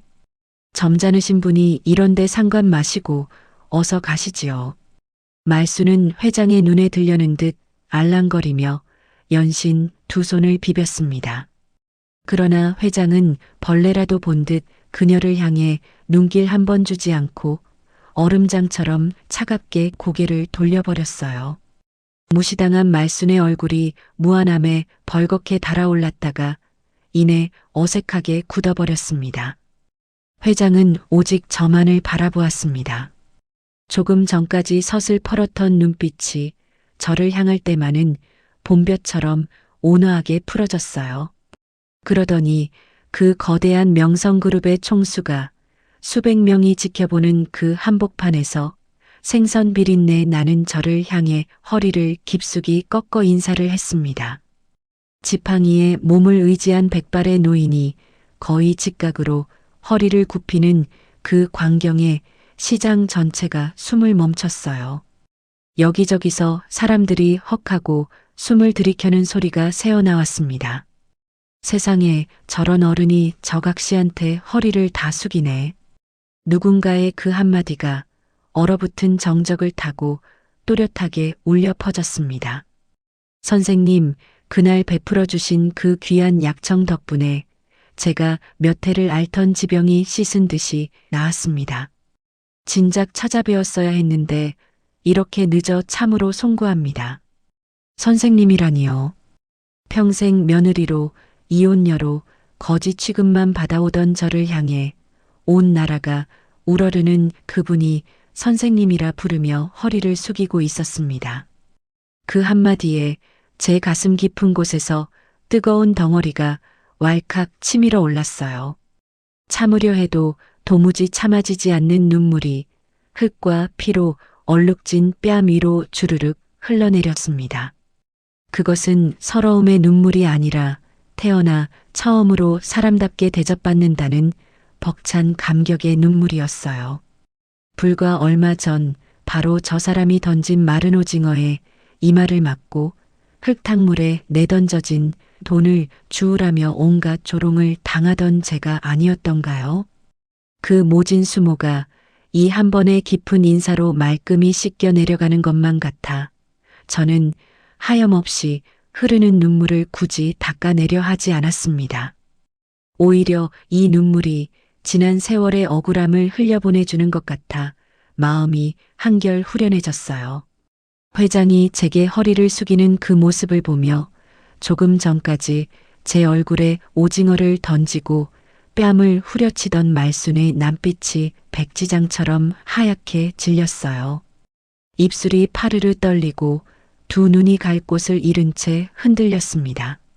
자신이 벌레처럼 짓밟던 여자에게 명성그룹 회장이 고개를 숙이는 이 광경이 그녀에게는 도저히 믿을 수 없는 악몽이었을 겁니다.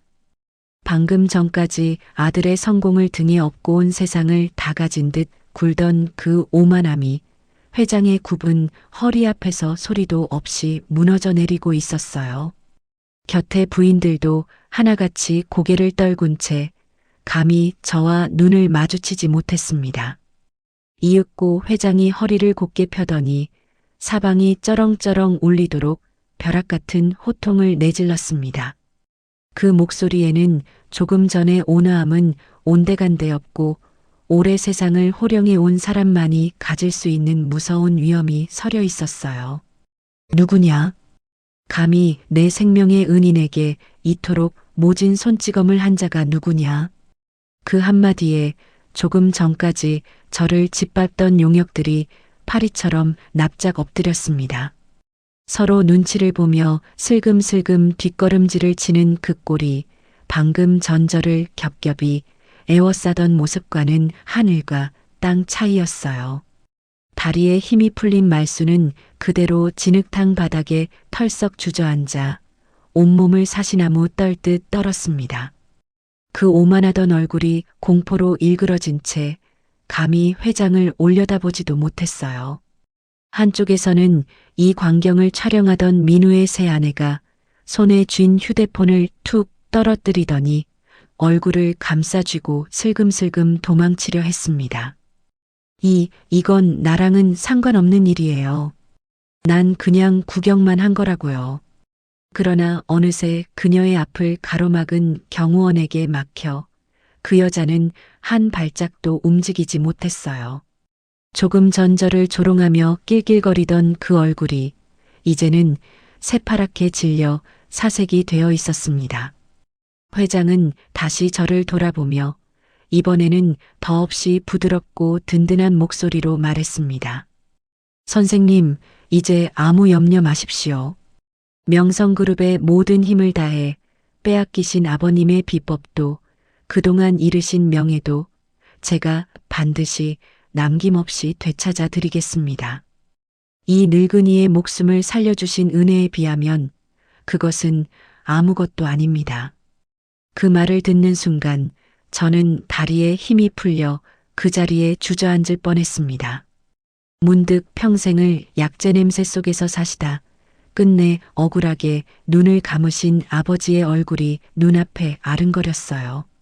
아버지가 흘리신 그 모든 땀과 눈물이 제가 진흙탕에서 이 악물고 견뎌온 그 모진 세월이 이제야 한꺼번에 보상받는 것만 같았습니다. 온몸의 피가 뜨겁게 도는 말로는 다할 수 없는 벅찬 감격이 저를 휘감았어요. 저는 품에 안은 반지를 더욱 꼭 끌어안으며 마음속으로 나직이 아버지를 불렀습니다. 아버지, 보고 계시죠? 이제 아무도 우리를 함부로 하지 못해요. 저는 떨리는 목소리로 회장을 향해 겨우 입을 열었습니다. 회장님, 저는 그저 사람으로서 마땅한 도리를 했을 뿐인데 이렇게까지 해주시니 몸둘 바를 모르겠습니다. 회장은 그런 저를 더없이 따뜻한 눈으로 바라보며 천천히 고개를 저었어요. 아닙니다, 선생님. 모두가 저 병든 노인을 몹쓸 것 보듯 피할 때 오직 선생님 한 분만이 따뜻한 손을 내밀어 주셨습니다. 그 마음이야말로 세상 그 어떤 명약보다 귀한 것이지요. 그 말에 저는 또 한 번 목이 메었습니다. 제가 무심코 건넨 차 한 잔을 이분은 이토록 무겁게 마음에 새기고 계셨던 겁니다. 그때 넋이 나가 있던 말순이 갑자기 무릎걸음으로 기어와 제 바짓가랑이를 붙잡았습니다. 조금 전에 그 기세등등하던 얼굴은 온데간데 없고 눈물 콧물로 범벅이 된 채였어요. 지연아, 아니 얘야. 내가 잠깐 정신이 나갔었다. 예정을 봐서 딱 한 번만 용서해 다오. 응? 우리가 남도 아니고.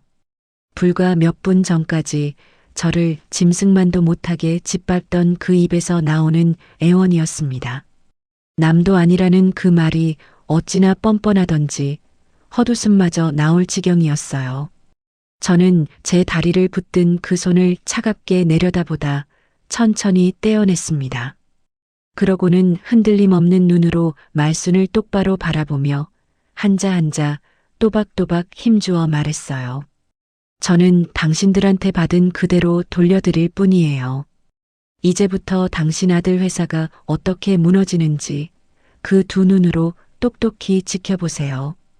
그게 당신들이 저지른 일에 대한 대가일 테니까요. 제 말에 말수는 넋이 나간 얼굴로 입만 뻐끔거릴 뿐 아무 말도 잇지 못했습니다.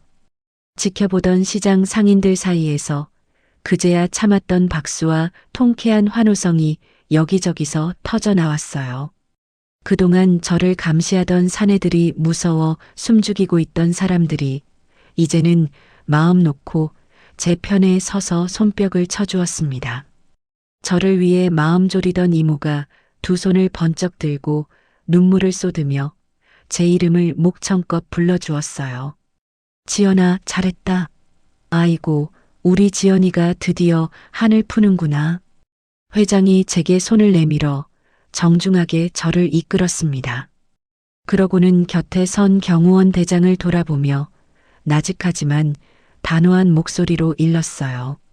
저기 저 사람들 한 사람도 빠짐없이 경찰에 넘기게. 오늘 이곳에서 벌어진 일을 낱낱이 밝혀야 할 테니. 그 한마디에 진흙탕에 주저앉아 있던 말순과 용역들의 얼굴이 다시 한번 하얗게 얼어붙었습니다.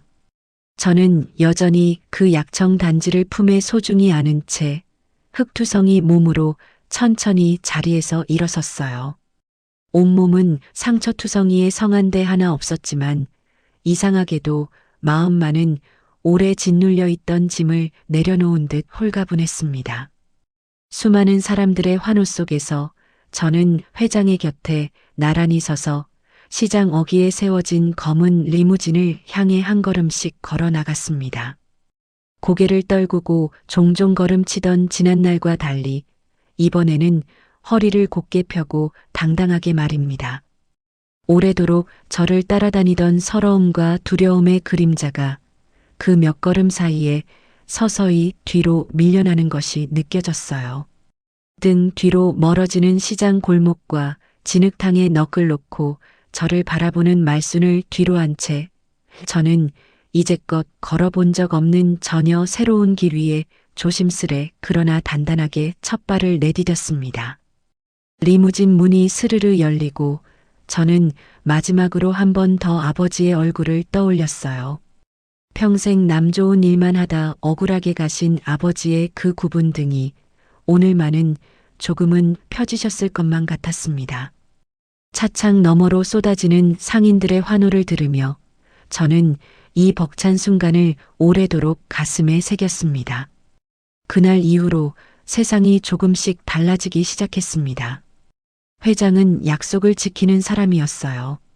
명성그룹의 초정밀 연구소에서는 전 남편 민우가 만들어 팔던 음료와 제 아버지가 남긴 진짜 약청을 나란히 놓고 하나하나 성분을 분석했습니다. 결과는 명확했어요. 민우의 제품에는 아버지의 비법에서 가장 중요한 마무리 발효 과정이 통째로 빠져 있었고 그 탓에 몸에 이로워야 할 음료가 도리어 속을 상하게 만들고 있었던 겁니다. 회장은 여기서 멈추지 않았습니다. 그는 자기 회사부터 매섭게 들여다보았어요. 그동안 민우와 은밀히 뒷돈을 주고받으며 꼼수 계약을 밀어붙이던 명성그룹 계열사의 젊은 임원이 회장의 엄격한 내부 감사에 덜미를 잡혀 즉각 자리에서 쫓겨났습니다. 제 발밑을 조여오던 그 검은 고리 하나가 그렇게 뿌리째 뽑혀나갔어요. 얼마 뒤 회장은 저를 연구소로 불러 두툼한 분석 결과지를 손수 건네주었습니다. 그는 더없이 온화한 얼굴로 말했어요. 선생님, 이 종이 한 장이면 이제 온 세상이 진실을 알게 될 겁니다. 아버님의 명예를 되찾는 일은 이제 시간 문제일 뿐입니다. 저는 떨리는 손으로 그 결과지를 받아들었습니다. 어려운 숫자와 도표들로 빼곡했지만 제게는 그것이 아버지의 오랜 억울함을 말끔히 벗겨줄 판결문처럼 느껴졌어요. 가슴이 벅차올라 저는 한동안 아무 말도 하지 못하고 그저 그 종이만 꼭 쥐고 있었습니다. 이윽고 큰 기자회견이 열렸습니다. 텔레비전 화면 속에서 굳은 얼굴의 대변인이 또박또박 발표를 이어갔어요. 해당 제품은 핵심 발효 기술이 누락된 명백한 표절품이며 장기간 섭취 시 인체에 해로울 수 있는 결함이 확인되었습니다. 소비자 여러분께 깊이 사과드립니다. 그 짧은 발표 하나에 승승장구하던 민우의 회사는 하루아침에 무너져 내렸습니다. 주가는 바닥으로 곤두박질 쳤고 속았다며 분노한 소비자들의 환불 요구가 빗발쳤어요. 매장 앞에는 제품을 도로 물러달라는 사람들이 장사진을 이루었고 여기저기서 손해배상 소송이 줄을 이었습니다. 그토록 거대해 보이던 기업이 마치 모래 위에 쌓은 성처럼 순식간에 연쇄부도를 맞고 말았어요. 애초에 남의 것을 훔쳐세운 성이었으니 그 끝이 이러한 것도 어쩌면 당연한 일이었습니다. 며칠 뒤 저는 조용한 방 안에서 텔레비전을 켜두고 있었어요. 화면에는 사기와 기술 도용 혐의로 수갑을 찬 채 고개를 푹 숙이고 끌려가는 민우의 모습이 흘러나왔습니다. 화면 아래로 자막이 흐르고 앵커의 목소리가 담담하게 이어졌어요. 전통 발효 음료 업체 대표가 기술 도용과 사기 혐의로 오늘 구속되었습니다. 피해 규모는 계속 늘어날 전망입니다. 한때 저를 길바닥에 내던지고 세상 다 가진 듯 웃던 사람의 비참한 말로였어요. 그런데 이상하게도 저는 통쾌하기보다 그저 담담했습니다. 미움조차 이제는 저 멀리 흘러가 버린 듯 마음이 잔잔한 호수처럼 고요했어요. 아버지가 늘 말씀하시던 남을 해치려던 칼끝은 결국 제 주인을 겨눈다는 그 말이 이제야 무슨 뜻인지 알 것 같았습니다. 한편 아들의 몰락과 함께 돈줄이 끊긴 시어머니 말수는 빚쟁이들을 피해 시장에서 아주 멀리 떨어진 외지고 음침한 식당으로 흘러들었습니다. 그곳에서 그녀는 인색하기로 소문난 주인 밑에서 쉴 틈도 없이 산더미 같은 설거지를 해내야 했어요. 하루 종일 찬물에 손을 담그느라 퉁퉁 불어터진 손과 무거운 그릇을 나르느라 점점 굽어가는 허리. 화려한 모피 코트를 걸치고 저를 내려다보던 그 모습은 어디에도 없었습니다.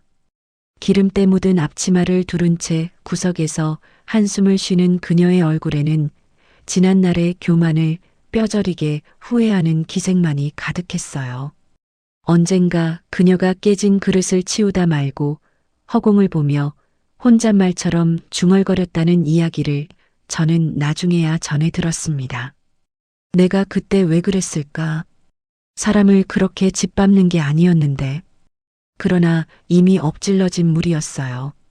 뿌린 대로 거둔다는 옛말이 그녀의 구분 등 위에 고스란히 내려앉아 있었습니다. 그리고 계절이 몇 번 바뀌었습니다. 장면은 이제 서울에서 손꼽히는 특급 호텔 23층으로 옮겨갑니다.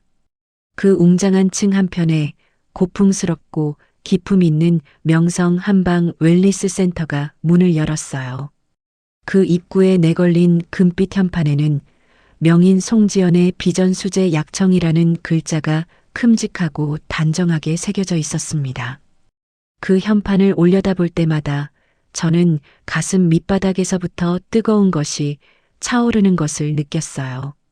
생선 비린내 나는 좌판에서 남몰래 항아리를 지키던 제가 이제는 제 이름을 건 어엿한 센터의 원장이 되어 있었으니까요. 개관식 날에는 회장도 몸소 찾아와 제 곁에 나란히 서주었습니다. 그는 금빛 현판을 지그시 올려다보며 흐뭇한 얼굴로 말했어요. 이 자리는 본디 선생님이 계셔야 할 자리입니다. 비록 늦었지만 이제라도 제 자리를 되찾으셨으니 이 늙은이도 마음이 참 놓입니다. 저는 그 말에 고개를 숙여 깊이 감사를 전했습니다. 지푸라기라도 잡는 심정으로 건넸던 차 한 잔이 이렇게 제 인생을 통째로 바꾸어 놓을 줄 그때는 정말 몰랐어요. 정갈한 개량 한복을 차려입은 저는 맑은 미소를 지으며 국내외에서 찾아온 귀한 손님들에게 손수 약청 차를 대접했습니다. 김이 모락모락 오르는 찻잔을 받아든 손님들이 은은한 단내에 눈을 감고 감탄하는 모습을 볼 때면 저는 더없이 뿌듯했어요. 먼 나라에서 왔다는 백발의 손님 하나는 차를 한 모금 넘기더니 통역을 통해 이렇게 말했습니다. 평생 이런 맛은 처음이요. 몸속까지 맑아지는 것 같구려. 그 한마디에 저는 아버지가 옆에서 흐뭇하게 웃고 계신 것만 같아 코끝이 시큰해졌어요. 센터 안쪽 깊숙한 곳에 마련된 최고급 숙성실에서는 그 험한 밤 리어카에 싣고 지하실로 옮겼던 아버지의 진짜 항아리들이 이제는 안전하고 평화롭게 숨을 쉬며 익어가고 있었습니다. 온도와 습도가 완벽하게 맞춰진 그 방에서 항아리들이 나직이 익어가는 모습을 볼 때마다 저는 마치 아버지를 편안한 안식처에 모신 듯 마음이 놓였어요. 문을 연 첫날 저는 가장 먼저 초대하고 싶은 사람들이 있었어요. 바로 그 시린 시장 바닥에서 저에게 국물 한 그릇, 시래기 한 단을 나눠주던 이모와 상인들이었습니다. 낯선 특급 호텔이 어색해 쭈뼛거리며 들어서는 그분들의 손을 잡고 저는 가장 좋은 자리로 안내했어요. 함께 온 생선 가게 아저씨가 널따란 센터 안을 둘러보며 연신 감탄했습니다.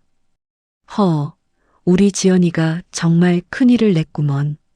그 좁은 시장 바닥에서 이런 곳까지 오다니 내가 다 자랑스럽네.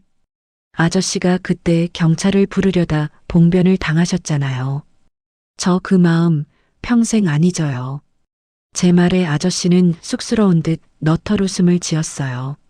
이모, 그때 이모가 몰래 쥐어주던 그 국물 한 그릇, 저 그거 잊은 적 없어요. 오늘은 제가 대접할 차례예요. 제 말에 이모는 또 눈물부터 훔쳤습니다.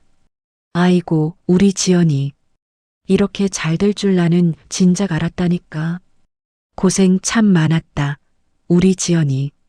그 투박한 손을 마주 잡으니 지난날의 고단함이 다 눈 녹듯 사라지는 것 같았어요. 저는 그분들 앞에 가장 정성 들인 약청과 따뜻한 음식을 내어놓으며 오래 마음에 담아둔 은혜를 조금이나마 갚을 수 있어 참으로 기뻤습니다. 저를 그토록 올가매던 상처와 분노의 사슬은 이제 완전히 끊어져 있었어요. 남이 지켜준 것이 아니라 제가 제 손으로 제 이름과 능력을 세상에 증명해냈다는 사실이 무엇보다 저를 단단하게 만들어 주었습니다. 누군가에게 기대어 얻은 자리가 아니라 진창 속에서 끝까지 놓지 않은 그 한 가지로 일구어낸 자리였으니까요. 영업이 끝난 조용한 저녁이었어요. 저는 홀로 제 사무실 책상 앞에 앉았습니다. 책상 위에는 그 모진 세월 내내 저와 함께한 아버지의 낡은 비법 노트와 환하게 웃고 계신 영정 사진이 나란히 놓여 있었어요. 저는 사진 속 아버지의 얼굴을 오래도록 바라보았습니다. 문득 생전에 아버지가 제 손을 꼭 잡고 들려주시던 말씀이 귓가에 나직이 되살아났어요. 지연아, 사람은 얼마나 가졌느냐가 아니라 무엇을 끝까지 지켰느냐로 그 값이 매겨지는 법이란다. 그때는 그 말씀이 어렴풋했는데 이제야 저는 그 뜻을 온몸으로 알 것 같았습니다. 저는 노트 위에 가만히 손을 얹은 채 사진 속 아버지를 향해 떨리는 목소리로 속삭였어요. 아빠, 이제 아무도 우리 걸 뺏어가지 못해요. 내가 다 지켰어요. 아빠가 남겨주신 거 하나도 빠짐없이 다. 말끝이 떨리며 두 눈에 따뜻한 눈물이 그렁그렁 맺혔어요. 그것은 슬픔이 아니라 오래 짊어졌던 짐을 마침내 내려놓은 사람만이 흘릴 수 있는 기쁨의 눈물이었습니다. 약청의 은은한 단내가 방 안가득 퍼지는 가운데 저는 창밖으로 붉게 물들어 가는 아름다운 저녁 노을을 바라보았어요. 지나온 길은 진흙탕처럼 험했지만 이제 제 앞에 펼쳐진 그 노을만은 더없이 찬란하고 따뜻했습니다. 문득 새벽 4시 언 시장 바닥을 훑던 그 시린 손과 진창에 엎어져 단지를 끌어안던 그 밤이 아득한 예질처럼 떠올랐어요. 그 모진 시간들이 있었기에 오늘의 제가 있는 것이라 생각하니 이제는 그 아픔마저 고맙게 여겨졌습니다. 저는 노트 위에 가만히 손을 얹은 채 옅은 미소를 지으며 다가올 새로운 날들을 조용히 마음에 그려보았습니다. 아버지가 남긴 향기로운 그 사연은 이렇게 저를 통해 다시 따뜻하게 이어지고 있었어요. 여러분, 오늘 사연 들으면서 무슨 생각하셨나요? 중국 명나라 때 홍자성이 엮은 책은담에는 이런 구절이 있습니다. 선을 행해도 그 이로움이 당장 보이지 않는 것은 풀숲에 묻힌 동화가 남몰래 무럭무럭 자라는 것과 같고, 악을 행해도 그 해로움이 보이지 않는 것은 뜰 앞에 봄눈이 어느새 사르르 녹아 사라지는 것과 같다고 말입니다. 오늘 사연 속 그분도 아무도 알아주지 않는 자리에서 병든 노인에게 남몰래 따뜻한 차 한 잔을 건넸습니다. 그 작은 선행은 풀숲의 동화처럼 조용히 자라 마침내 그분의 인생을 송두리째 일으켜 세웠지요. 살다 보면 내가 베푼 선의가 부질없어 보일 때가 있습니다. 그러나 보이지 않아도 선은 반드시 자라고 악은 반드시 쓰러지는 법입니다. 오늘도 조용히 선한 마음 하나 심어보는 것은 어떨까요? 오늘도 끝까지 시청해 주셔서 감사드립니다. 사연이 마음에 닿았다면 더 좋은 사연으로 찾아뵐 수 있도록 구독과 좋아요를 부탁드릴게요. 그리고 사연의 주인공을 위한 따뜻한 말씀도 댓글로 부탁드립니다. 여러분의 오늘을 응원합니다. 꿈꾸는 사연이었습니다.